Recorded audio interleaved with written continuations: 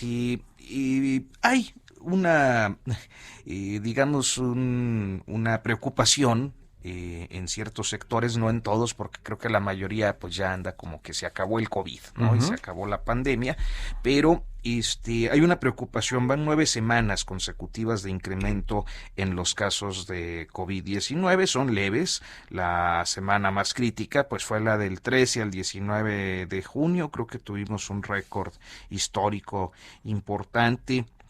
Y pues el día de hoy está con nosotros a través de la línea telefónica la doctora Lorian Jiménez, quien es jefa del Laboratorio de Genética Molecular en la Facultad de Odontología de la UNAM y directora general. Muy buenos días, doctora.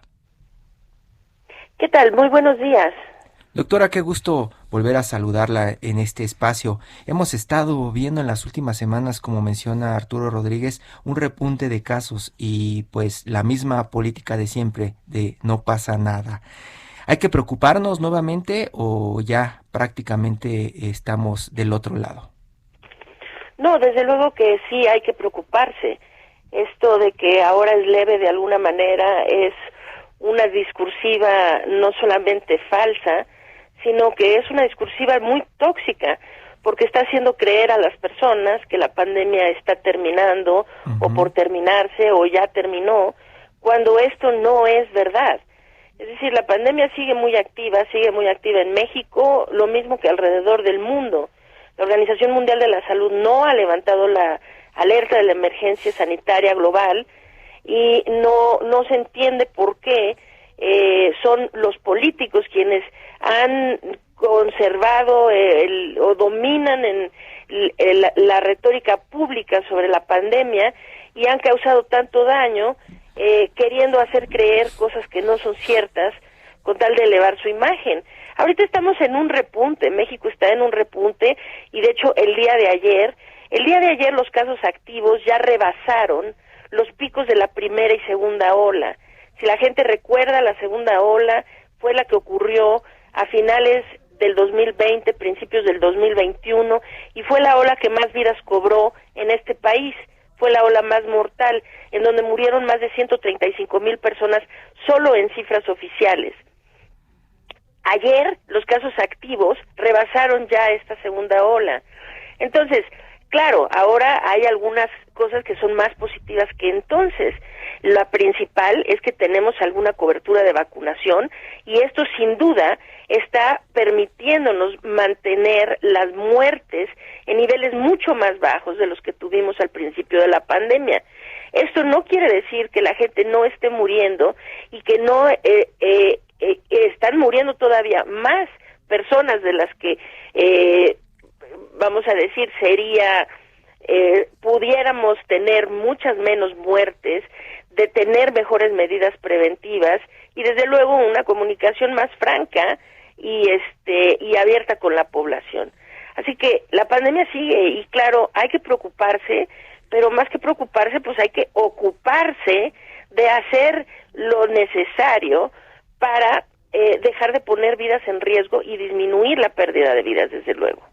Cuando hablamos de estos indicadores de contagio, no es como una situación, indicadores de contagio leves, no es como una situación a la que se aspiraría, es decir, a tener un contagio como si fuera una gripe, un catarro convencional, pasar unos días y bueno, pues ya seguir con la vida. A ver, necesitamos ser muy claros en este sentido. COVID-19 no es nada como una gripe, no es nada como un catarro.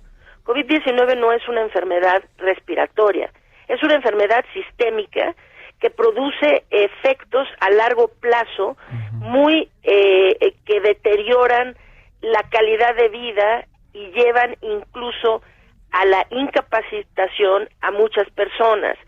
Entonces, pues sí, es deseable que nuestra mente querramos que esto ocurra, es decir, que COVID se vuelva como una gripa, pero COVID no es una gripa, por mucho que querramos que esto sea así. Entonces, lo que necesitamos es entender que no hay tal cosa como infecciones leves de COVID.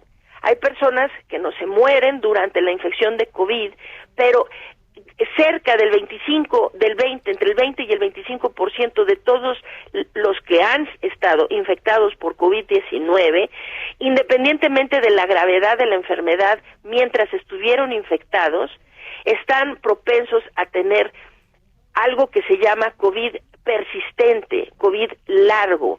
Esto es un fenómeno que ya se registra en millones de personas alrededor del mundo, que son personas que quedan con secuelas, que van desde molestas hasta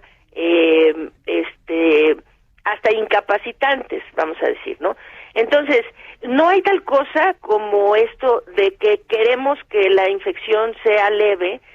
Sí, pues eso es lo que queremos, pero eso no es necesariamente lo que está pasando. Sí, en este momento hay que entender exactamente lo que está ocurriendo. El virus ha seguido evolucionando, sigue evolucionando.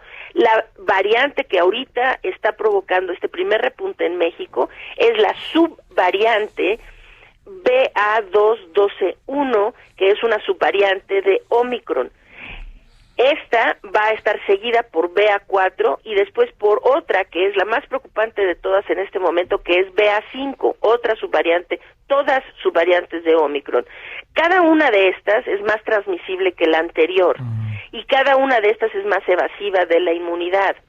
Lo que esperamos en México no es los buenos deseos de que esto se vuelva un catarro.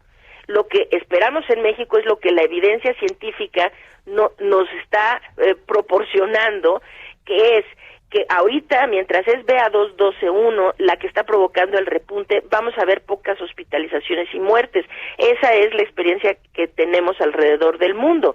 Pero cuando sea BA4 y particularmente BA5 quienes tomen su lugar, y esto va a ocurrir en las próximas semanas, ¿sí? Entonces vamos a ver una elevación en hospitalizaciones y en muertes, como ya está ocurriendo en muchos países europeos.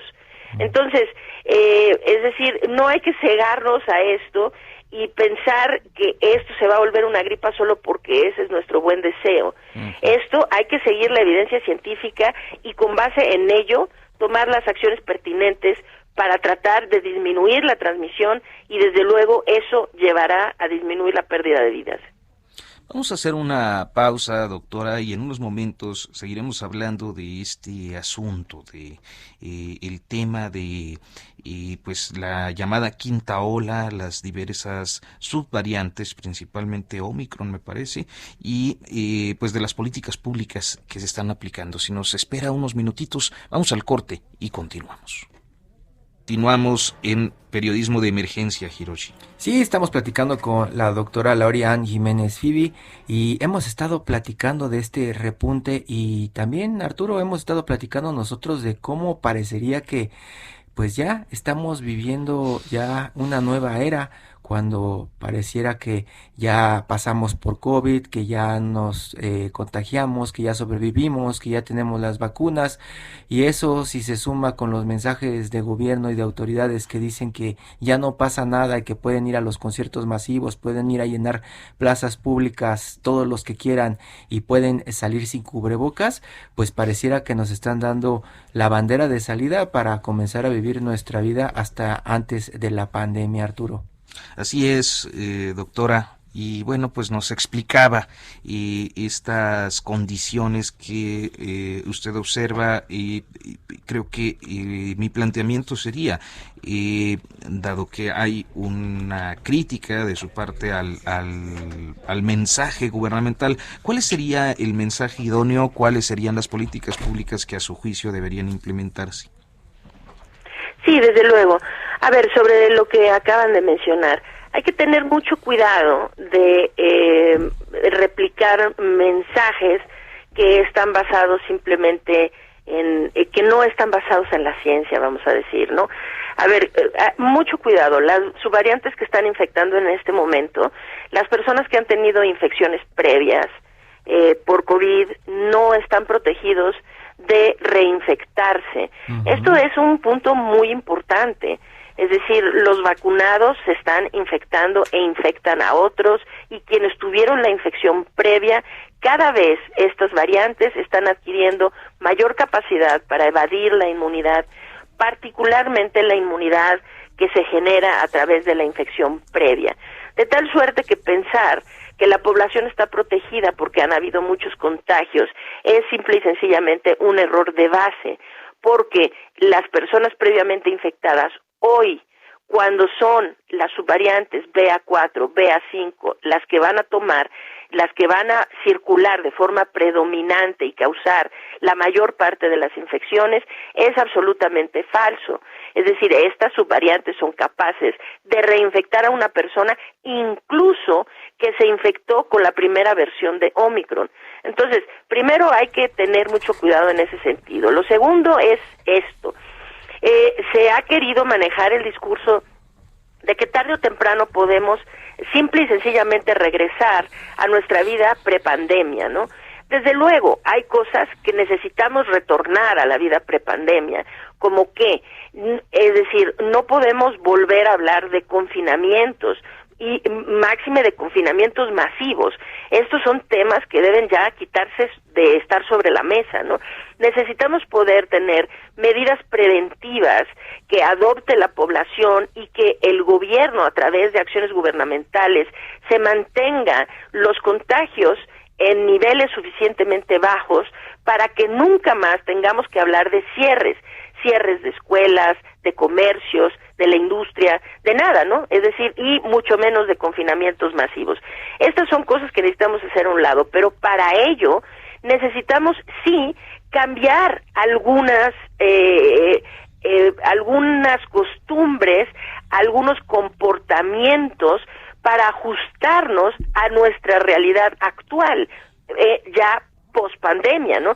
Y con pospandemia no me refiero a que la pandemia ya se ha terminado, porque ese de todos es el discurso más falso. La pandemia no ha terminado. Entonces, pero digo, ya una vez que la pandemia inició, me refiero, ¿no?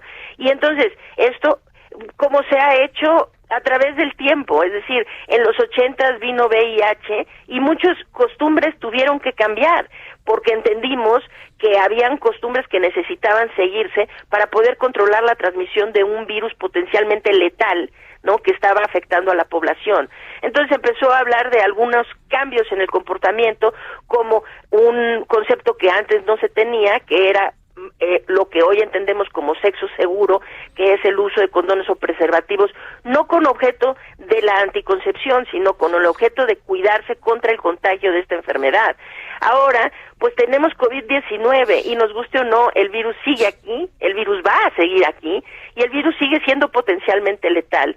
Y la mejor forma que tenemos, la herramienta más efectiva, de bajo costo, sí, y sencilla de utilizar de forma masiva por la población, es el cubrebocas.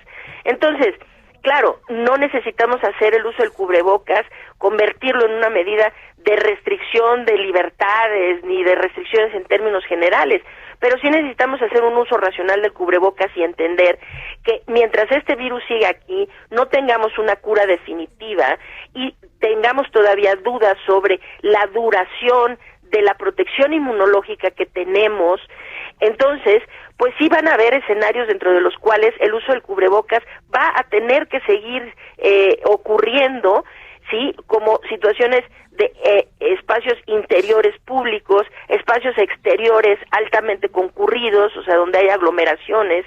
Es decir, hay escenarios como una hora pico en el metro de la Ciudad de México, quien en su sano juicio se quitaría el cubrebocas sabiendo que este virus sigue aquí, este virus sigue siendo potencialmente letal, y ese es un escenario dentro del cual el uso del cubrebocas quizás se vuelva permanente el uso del cubrebocas bajo ciertos escenarios. Entonces lo que necesitamos es eso, entender cómo el virus se transmite, entender que el virus sigue aquí y que la lucha no tiene que ser contra las medidas preventivas, sino contra el virus. Y para ello, pues sí necesitamos cambiar algunos comportamientos. Pues doctora, le agradecemos mucho que nos haya tomado la comunicación y sus respuestas esta mañana. Muy buenos días. Muy buenos días a ustedes. Gracias por la invitación. Hasta pronto.